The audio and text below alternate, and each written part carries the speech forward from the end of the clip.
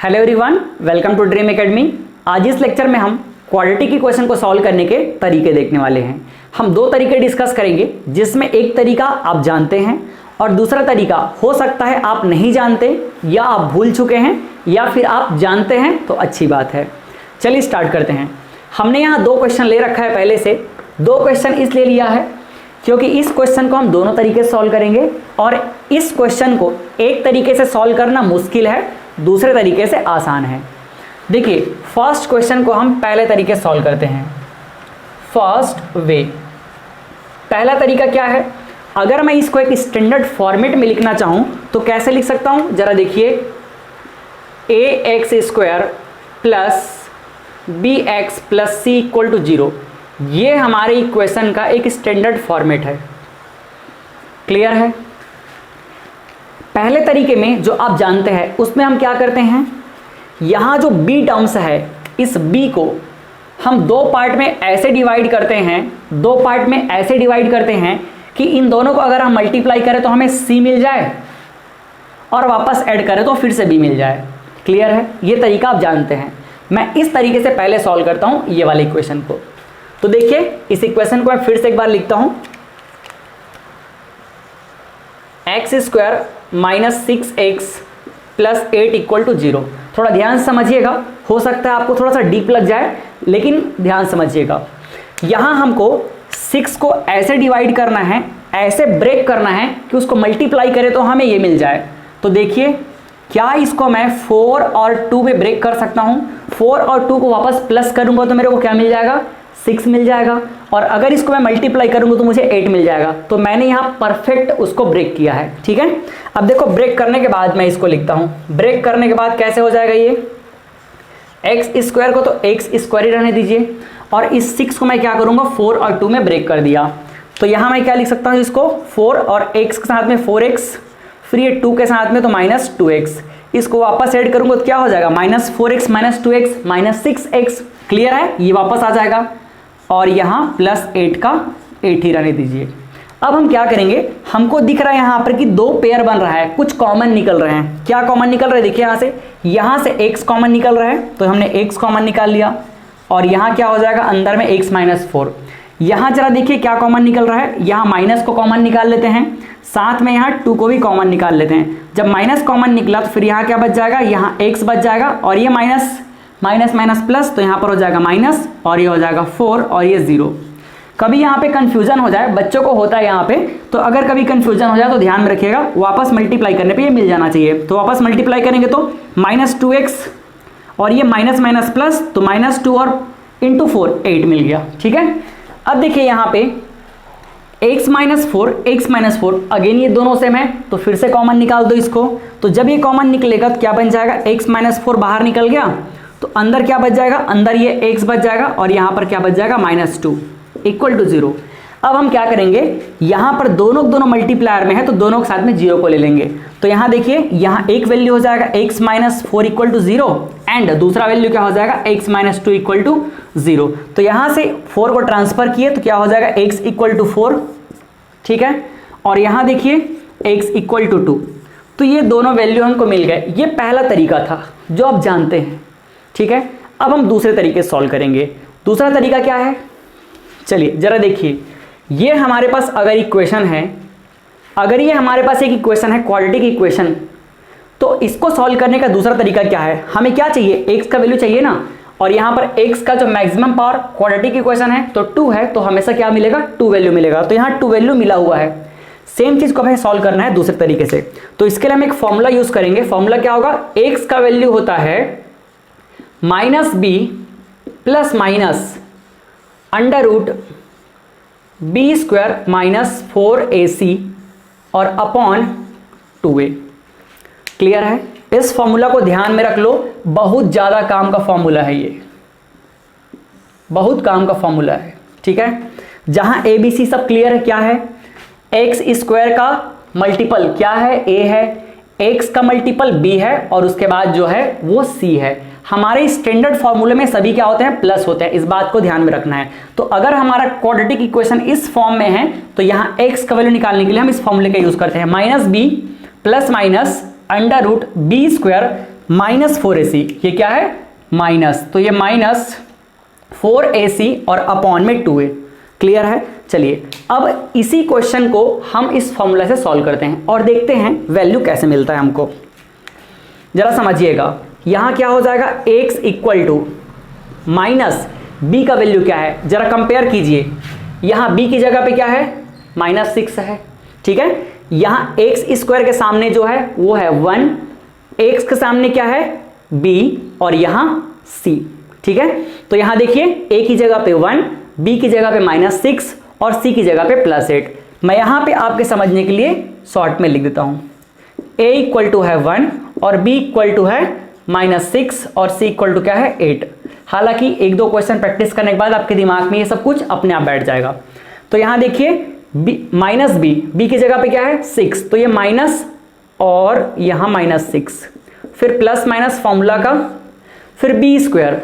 अब बताओ -6 स्क्वायर, चलिए मैं लिख देता हूं एक बार पहली बार के लिए, -6 स्क्वायर, फिर -4 इंटू a की वैल्यू कितनी है, a की वैल्यू है 1 और c की वैल्यू कितनी है 8, तो ये हमने सब कुछ पुट कर दिया, फिर अपॉन 2 इंटू a की वैल्यू 1 है। क्लियर बात। x इक्वल टू देखिए क्या हो जाएगा, माइनस माइनस ये तो हो गया +6, ये प्लस माइनस, फिर यहां देखिए -6 स्क्वायर, तो माइनस माइनस स्क्वायर में प्लस हो जाएगा और 6 स्क्वायर का क्या हो जाएगा 36, यहां माइनस और 4 इंटू 8 कितना हो जाएगा 32, तो ये हो जाएगा 32 अपॉन कितना होगा 2, नीचे में 2 इंटू 1 2। यहां देखिए फिर से आगे, यहां हो जाएगा 6 और ये प्लस माइनस 36 माइनस 32 क्या होगा, यहां से 4 हो जाएगा और ये 2। फिर से देखिए थोड़ा आगे चलते हैं, x इक्वल टू ये है 6 और ये है प्लस माइनस 4, अंडर रूट से जब बाहर निकलेगा तो क्या निकलेगा 2, ठीक है, और ये 2 हो गया। क्लियर बात। अब देखिए यहां पे प्लस और माइनस है, जो इस बात को रिप्रेजेंट करता है कि यहां से हमको 2 वैल्यू मिलने वाली है। पहली बार हम क्या करेंगे जरा समझिएगा, यहां से हम 2 तरीके सॉल्व करेंगे। फर्स्ट, चलिए इधर लिखता हूं मैं, यहां पे first taking positive sign, first हम क्या कर लेंगे पॉजिटिव साइन ले लेंगे। जब हम पॉजिटिव साइन लेंगे तब देखिए x की वैल्यू क्या मिलने वाली है, x इक्वल टू 6 + 2 अपॉन 2, तो क्या हो जाएगा 6 + 2 8, 8 अपॉन 2 इक्वल टू कितना हो जाएगा 4। तो x की जो पहली वैल्यू हमको क्या मिल गई 4 मिल गई, ठीक है। सेकंड, अब हम क्या ले लेंगे माइनस साइन को ले लेते हैं, टेकिंग निगेटिव साइन। जब निगेटिव साइन लेंगे तो देखिए क्या होगा, यहां से x इक्वल टू 6 - 2 अपॉन 2, ये क्या हो जाएगा 4 अपॉन 2, तो x की वैल्यू क्या हो जाएगी 4 अपॉन 2 मतलब 2। तो x की ये 2 वैल्यू हमको मिल गई। हमको इस तरीके से भी देखिए वैल्यू क्या मिला था, x की वैल्यू 4 और 2 मिला था, और यहां भी हमको ये दोनों वैल्यू मिल गया। क्लियर है। अगर आप पहली बार इस तरीके को देख रहे होगे तो हो सकता है आपको ये टफ लग रहा होगा। टफ कहने का मतलब ये है कि आपको प्रोसेस थोड़ा सा कॉम्प्लेक्स लग रहा होगा, लेकिन प्रोसेस है एकदम इजी, एक दो बार प्रैक्टिस करने से आपके दिमाग में आ जाएगा। अब समझिए कि हम इस तरीके को पढ़ क्यों रहे हैं।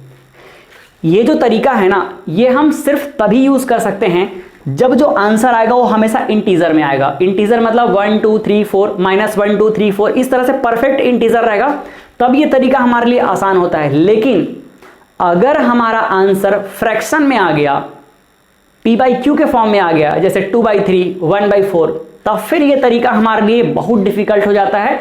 उस कंडीशन में ये तरीका हमारे लिए आसान होता है। तो अभी हमने जो सेकंड क्वेश्चन लिखा हुआ है एक्चुअली में वो इसी तरीके से सॉल्व होगा, ठीक है। तो इसको आप पहले नोट कर लीजिए, फिर हम फटाक से इस तरीके से इस क्वेश्चन को भी सॉल्व कर लेते हैं।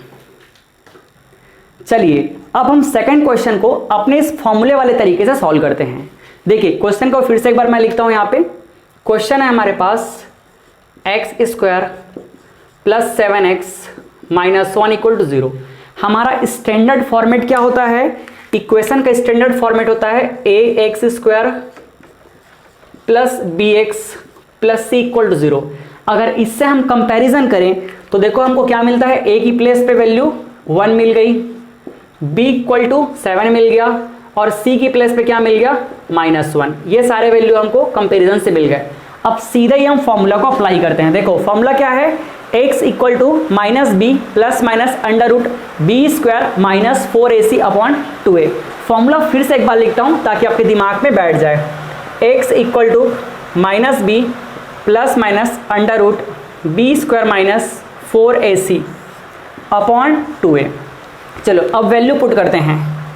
x equal to -b, b की जगह पे कितना है 7, तो ये हो जाएगा -7 plus minus B square, B का वैल्यू 7 है तो बी स्क्वायर सीधा मैं कर देता हूँ कितना 49, 7 का स्क्वायर कितना होगा 49 माइनस 4 इंटू ए की वैल्यू कितनी है 1 और सी की वैल्यू कितनी है -1। तो देखो यहाँ पे ब्रैकेट के साथ इसको लिखना ताकि कंफ्यूजन ना हो, अपॉन 2 इंटू ए की वैल्यू कितनी है 1। क्लियर बात। थोड़ा सॉल्व करते हैं इसको। x equal to -7 plus minus, जरा देखिए ये है 49 माइनस, ये माइनस और माइनस प्लस हो गया, 4 इंटू 1 4 और 4 इंटू 1 4, तो यहाँ पर ओवरऑल 4 ही आने वाला है, अपॉन नीचे हो जाएगा 2। क्लियर है। चलो आगे सॉल्व करते हैं इसको। यहाँ पे देखिए क्या हो जाएगा, यही एक स्टेप और सॉल्व कर लेते हैं। x इक्वल टू, चलिए आगे ही करते हैं इधर, x इक्वल टू ये है -7, तो -7 प्लस माइनस 49 प्लस 4 कितना हो जाएगा 53 अपॉन 2। अब यहाँ से ये जो प्लस और माइनस है ये दो वैल्यू को रिप्रेजेंट करता है x का। तो हम क्या करेंगे, पहली बार में first taking positive sign, first time में पॉजिटिव साइन ले लेते हैं। तो पॉजिटिव साइन लेने पे x की वैल्यू क्या मिल जाएगी -7 प्लस ये हो जाएगा 53 अपॉन 2। अब इसको और सिंपल करने की कोई ज़रूरत नहीं है, ठीक है। तो ये हमारा फर्स्ट वैल्यू मिल गया x का। अब बताइए क्या हमारे पहले तरीके से इसको सॉल्व करना आसान था? बिल्कुल नहीं था, मुश्किल था, क्योंकि हम यहाँ पे 7 को ब्रेक कर ही नहीं पाएंगे। ब्रेक करेंगे तो फ्रैक्शन में आ जाएगा, तो हमारे लिए और कॉम्प्लेक्स बन जाएगा। इसलिए ये तरीका हमारे लिए काफ़ी आसान है। देखो दूसरा जो आंसर आएगा ना वो कब आएगा, जब हम निगेटिव साइन ले लेंगे। तो second by taking negative sign, ठीक बात। अब देखो निगेटिव साइन जैसे ही लिए क्या हो जाएगा, निगेटिव साइन में किसकी बात करता हूँ, जरा ध्यान में रखिएगा, ये जो दो साइन है ना पॉजिटिव निगेटिव, हम इसकी बात करते हैं। तो सेकंड टाइम में ले लेते हैं निगेटिव साइन को, तो ये हो जाएगा x इक्वल टू -7 और निगेटिव साइन ले रहे हैं तो माइनस, और यहाँ हो जाएगा 53 और अपॉन 2। तो ये हमको क्या मिल गया, ये मिल गया हमारा सेकंड वैल्यू। तो इस तरह से हमने क्वाड्रेटिक इक्वेशन के दो वैल्यू फाइंड आउट कर लिए। क्लियर है। आप अपने से और जितने भी क्वेश्चन को प्रैक्टिस कीजिएगा, ये फॉर्मूला आपको बहुत काम आने वाला है, ध्यान में रखिएगा, ठीक है। तो चलिए इस वीडियो को यही फिनिश करते हैं, बाद में कुछ और टॉपिक के साथ में मिलेंगे। तब तक के लिए bye bye, thank you, good day.